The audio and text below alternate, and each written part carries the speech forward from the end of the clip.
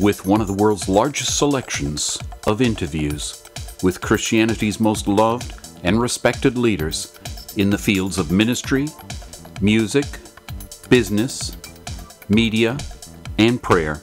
Principles TV provides programming to networks in every corner of the globe.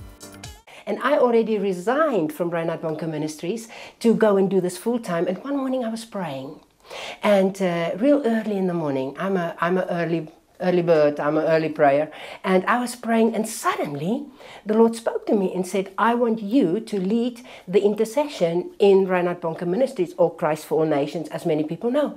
And I said, no, not me. I don't know how to do this. I don't even know how to spell intercession. I don't know what, this is just for me.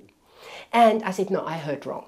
You know how it is. I got a lot out of the Scouts in the UK. When I was a youngster, I went to Cubs and I went on to Scouts, and it was a bit of an escape from home. And about 3 years ago, I bumped into one of my old Scoutmasters when I was collecting money for the Toy Box charity that I've been involved in now for more than 10 years. We run street homes for street children in Guatemala.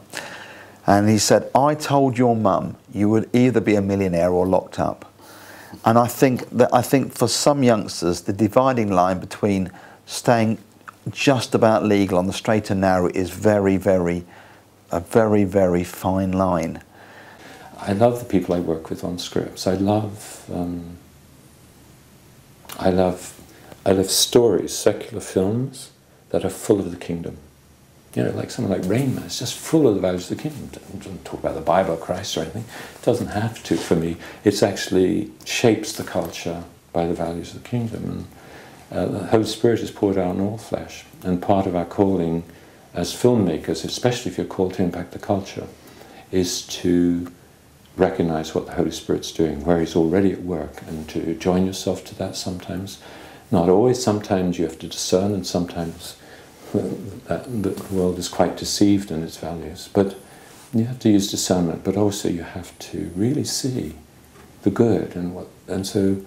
A lot of people have the sense, and some theologians will teach this, that God is up there deciding who's going to suffer. It's like He's got a whole collection of pins, and He just sticks, oh, I think I'll stick it in this person, this person.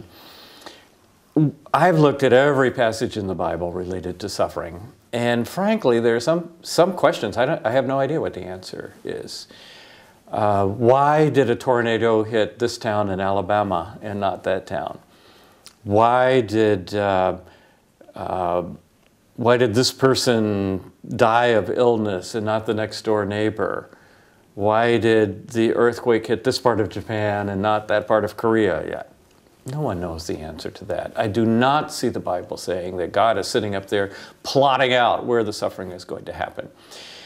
Now, you're quoted as saying, we're going to have a few quotes from you.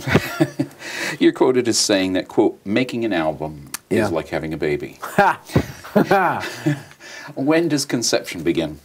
Well, again, I think every album has a different story. I think my wife would argue with that quote now. But anyway, I think there is, you know, song ideas, how they develop. And actually often I found for the albums I've done, there's sometimes been a theme or a kind of overall direction of the collection of songs. For example, the recent recording, Happy Days, live album, sort of capturing a sense of the celebration of knowing God, being known by Him, and the fact that, you know, Jesus is alive, you know, death couldn't hold Him down, and the huge impact that has on us. Everything is now possible, and we will live forever and be united with Him. And do you think that just preaching to someone like Yasser Arafat would have had the same impact of actually watching a dramatic portrayal of the life of Jesus? Well, I have no way of knowing for sure whether I myself made any impact on him. I had 5 visits with him, and all we did is talk about Jesus. He knew when I was coming, what he was going to get. You know, I stressed that Jesus died. That's it. Jesus died on the cross, because Islamic people don't even believe he died. It's essential to Islam that Jesus never died on the cross. Allah delivered him. Well, I kept stressing from the first day I went to see Arafat, he died, Rais. He died. And so the reason I took Mel Gibson's film in is that it shows that he died. And I remember talking to him, and he wept like a baby through the whole movie. When Jesus bowed his head, I said, Rais, he just died. Then at the end I prayed with him, and I loved him, and he knew I did, and he loved me. I think, I can't prove this, but I dare say I'm the only American who wept when he died.